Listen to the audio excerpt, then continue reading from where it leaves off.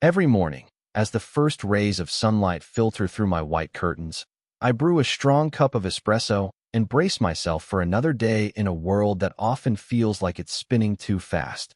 My name is Nicole.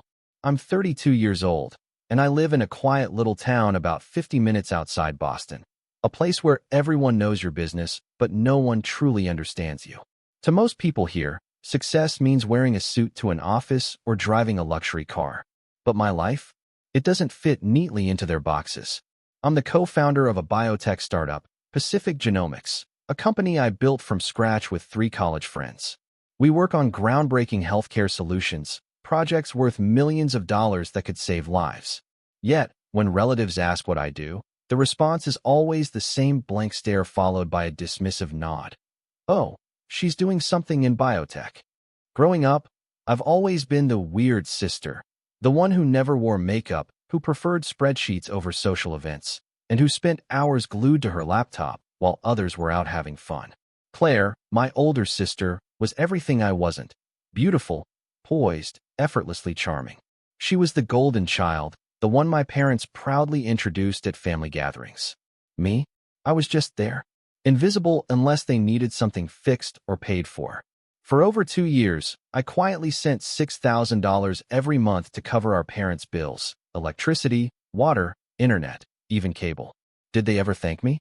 No. Did they even notice? Not once. Instead, when Mom called late at night saying the fridge broke down or Dad mentioned his car needed repairs, their tone wasn't gratitude, it was expectation. Like paying those bills was some unspoken duty I owed them simply because I had the means. But here's the thing about silence: it can be deafening. Every time I logged into my banking app and hit send payment, a part of me hoped they'd see how hard I worked, how much I sacrificed. That maybe, just maybe, they'd finally acknowledge me. Spoiler alert, they didn't. And so, I kept living in the shadow of Claire's perfection, carrying the weight of responsibilities no one else wanted, until the cracks began to show. And trust me, when they did, it wasn't pretty. For years, I convinced myself that my family's indifference was unintentional, that maybe they just didn't understand the complexity of my work. But deep down, I knew better. They didn't care to understand. To them, I was always the one doing something in biotech, a vague label they attached to me like a footnote at the bottom of their lives. Claire, on the other hand, was the star of every conversation: her promotions, her perfect boyfriend, her flawless outfits. And me? I existed only as an afterthought, someone whose role was to quietly handle problems without acknowledgement or gratitude. When Mom's birthday rolled around this year, I thought it would be different. I had just closed a major funding round with an investment firm in New York, a milestone that left me physically and emotionally drained but proud. For once, I wanted to step away from the relentless grind of Pacific Genomics and go home early to help prepare for the celebration. It wasn't about being recognized, it was about connection. Or so I told myself. When I called Dad to let him know I planned to come back a few days ahead of schedule, his response hit me like a freight train. "Nicole," he began, his tone flat, almost rehearsed. "Claire is bringing her new boyfriend. He's a CFO, well-spoken, clearly successful. Your job? Well, it's hard to explain. You showing up would just invite comparisons and make things awkward." My stomach churned as I gripped the phone tighter, my knuckles turning white. "Are you saying I embarrassed the family?" I asked, my voice trembling despite my effort to stay calm. His reply shattered whatever fragile hope I still clung to. "If you insist on coming, then don't call me your father." The room spun, my chest tightened, and I felt like I couldn't breathe. Was this really happening? All those years of sending money, staying silent, trying to prove myself, and now I was being told I wasn't even worthy of belonging. The irony stung. Here I was, co-founder of a multi-million-dollar company, yet in my father's eyes, I was nothing more than an inconvenience, someone who might ruin the illusion of perfection Claire and her boyfriend represented. As I sat there in stunned silence, the espresso cup in my hand grew cold. Outside, the Boston skyline blurred through tears I refused to shed. I realized then what I'd been denying all along. I wasn't part of the family anymore. Not truly. I was just a shadow they tolerated until I became too difficult to introduce. And now, even that tolerance had run out. The night my father hung up on me, something inside me snapped. I sat in the dim glow of my laptop screen, staring at the list of automatic payments I had set up for my parents: electricity, water, internet, cable. For over 2 years, I'd been their silent safety net, covering bills they never once acknowledged. But now I was nothing more than an inconvenience to them. My hands trembled as I hovered over each payment option. Cancel autopay. One by one, I clicked through, watching notifications pop up like tombstones marking the end of an era. No alarms, no warnings, just silence. When Mom's birthday arrived, chaos erupted. A small storm hit Boston unexpectedly, turning what should have been a quiet day into a nightmare. The power went out first, then the water stopped running. Internet, gone. And with it, any semblance of control my family clung to. By 5 p.m., my phone buzzed incessantly, messages from Mom, Dad, even Claire. Nicole, why is everything off? Call the providers now. Mom's freaking out. Each message felt like another brick added to the wall between us. But I didn't respond. I couldn't. Outside, the wind howled like a wounded animal. Trees bent under its force, their branches snapping and crashing onto streets already flooding with rainwater. Inside my apartment, I sat on the balcony, sipping peppermint tea as if none of this concerned me. It wasn't cruelty, it was clarity. Every text, every desperate plea, only confirmed what I already knew. They saw me not as a daughter, but as a utility, someone to fix problems when things got messy.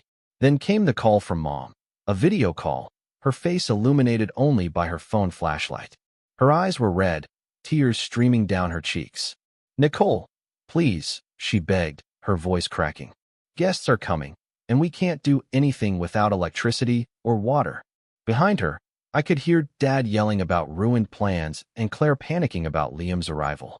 I wanted to feel guilty, to jump in and save them like I always had. But instead, I just stared at the screen, unmoving. This wasn't punishment, it was justice. The morning after my mother's birthday, I returned to the office as if nothing had happened.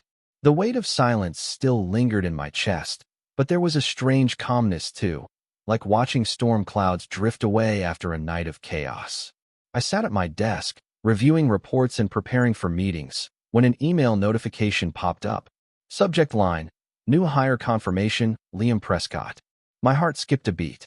Of all people, Claire's boyfriend, the man whose presence had been used to justify my exclusion, was now transferring to Boston under my leadership.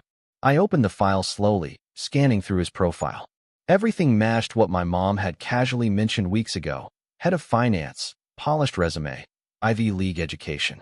And now, he would report directly to me. The irony was almost laughable. Life had a peculiar way of writing its own scripts, and this one felt like it was building towards something unforgettable. That evening, Aunt Sharon called again, this time with video on.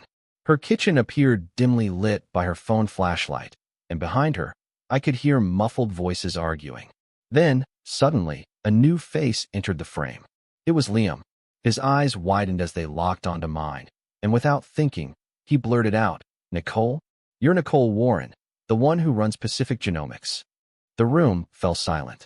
Every pair of eyes turned toward him, then back to me. "She's my direct superior," Liam continued, his voice trembling slightly. "And she approved my transfer to Boston." For a moment, no one spoke. Claire's jaw dropped, her perfect composure shattering in front of everyone. My parents froze, their faces pale with shock. Even Aunt Sharon looked stunned, though her expression quickly shifted to something resembling respect. The accusations came pouring in moments later. Claire texted furiously, accusing me of ruining her boyfriend's introduction to the family. My mom called, crying hysterically, blaming me for embarrassing them during such an important day. But I didn't flinch. Sitting alone in my apartment, I stared at the messages rolling in and typed a simple reply. I didn't say a word. The truth spoke for itself. What struck me most wasn't their anger. It was how fragile their illusions were. They had built their world around appearances, pretending everything was perfect while ignoring the cracks beneath the surface. Liam's revelation peeled back the curtain, exposing the truth they couldn't handle. I wasn't the invisible daughter anymore. I was the co-founder of a multi-million-dollar company, the person holding authority over someone they thought was flawless. And yet, instead of seeing the irony, they chose to blame me for disrupting their carefully crafted facade. That evening, Claire's messages flooded my phone, desperate, angry, and laced with panic. Nicole, you have to talk to Liam. He's misunderstanding everything.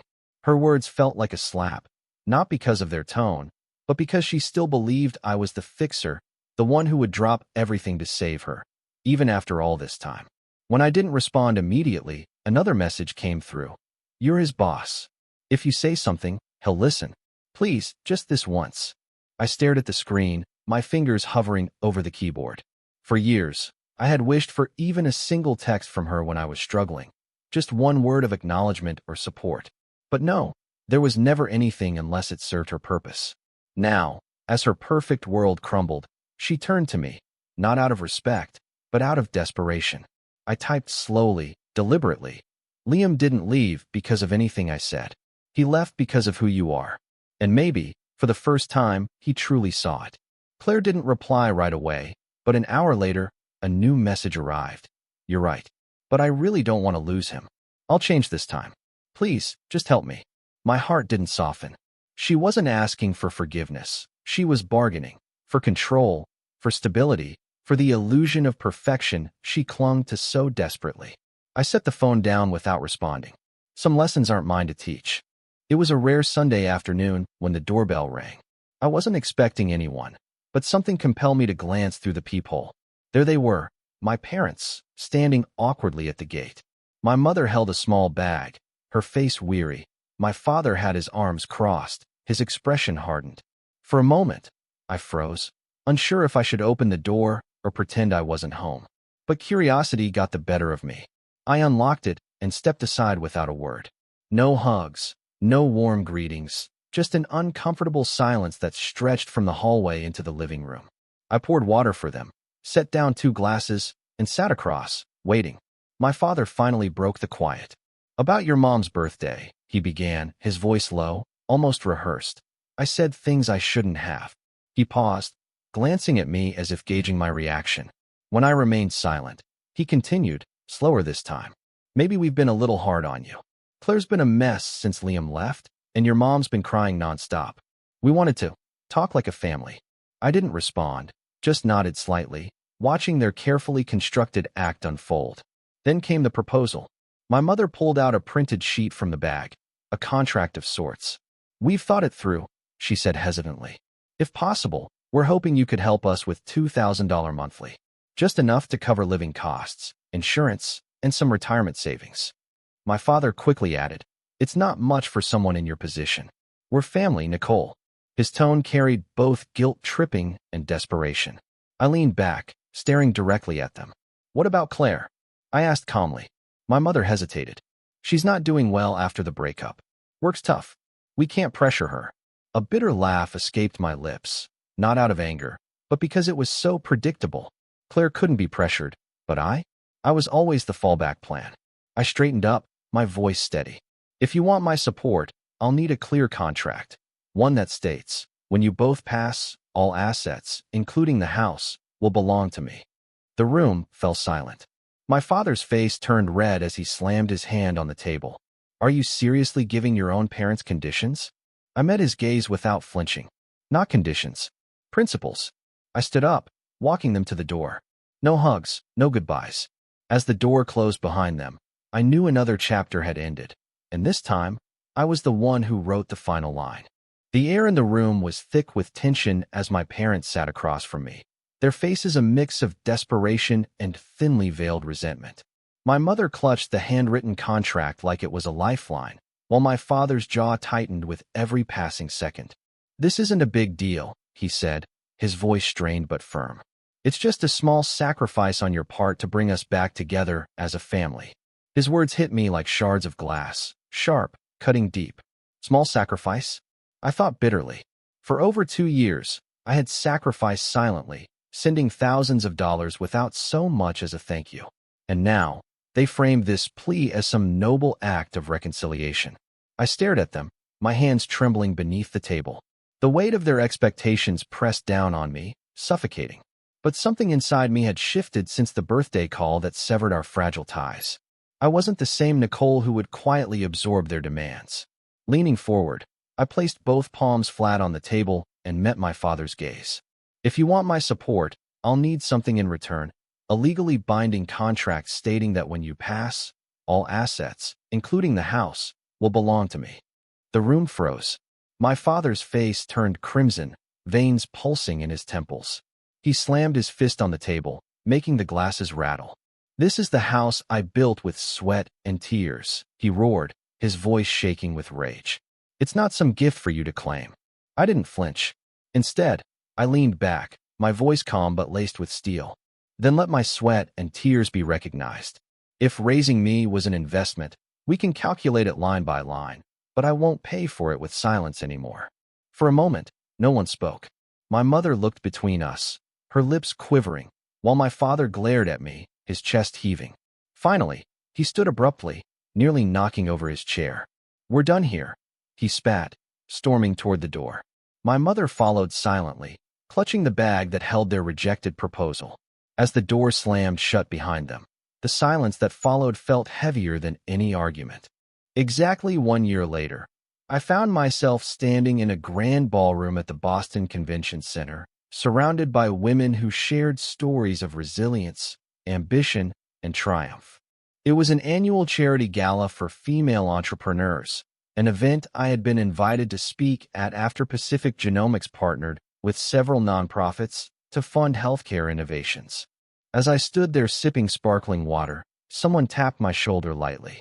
Turning around, I saw Liam, now officially our company's head of finance, smiling warmly. "It's good to see you outside the office," he said, his voice calm but sincere. We hadn't spoken much about Claire or my family since he joined the team. Still, there was an unspoken understanding between us, a mutual respect forged through lived experiences rather than words. As we sat together during dinner, Liam leaned in slightly. "I've thought a lot about everything that happened last year," he began. "Leaving Claire wasn't easy, but it was necessary. She never truly respected me, or anyone else, for that matter. But you taught me something valuable without even trying."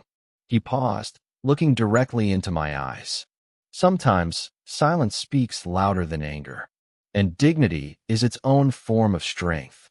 His words caught me off guard, not because they were unexpected, but because they resonated so deeply. For years, I'd carried guilt like a second skin, believing that staying quiet meant weakness. But now, sitting here among people who understood what it meant to fight for themselves, I realized how wrong I'd been. Silence wasn't surrender, it was power. Later that night, as I scrolled through my phone before heading home, a message from Claire popped up. My heart skipped a beat, not out of fear, but anticipation. Clicking on it, I read her words. "Nicole, you may never forgive me, but at least know this, I was wrong. About everything." For a moment, I froze. Then, slowly, I exhaled, setting the phone down on the table. There was no rush of emotion, no urge to respond. Instead, I felt a strange sense of relief, as if the weight I'd carried for so long had finally lifted. Claire admitting her mistakes didn't change the past, nor did it erase the pain she and our parents had caused. But it reminded me of something important. Forgiveness isn't always about others. Sometimes, it's about letting go for yourself. Walking out of the convention center, the crisp autumn air hit my face, sharp yet refreshing. The city lights shimmered against the dark sky, casting reflections on puddles from earlier rain. I took a deep breath, feeling lighter than I had in years. That night, I decided to leave behind the shadows of resentment and regret. Claire's apology wouldn't rewrite history, but it marked the end of a chapter one no longer needed to revisit. Life, I realized, wasn't about waiting for others to validate your worth. It was about choosing yourself, even when it meant walking away from those who refused to see you clearly. By setting boundaries, protecting my peace, and embracing self-love, I had reclaimed more than just my independence. I had rediscovered who I truly was beneath the layers of expectation and obligation. And as I stepped into the future, I knew one thing for certain. True peace begins when you stop seeking approval from those who only value you in silence.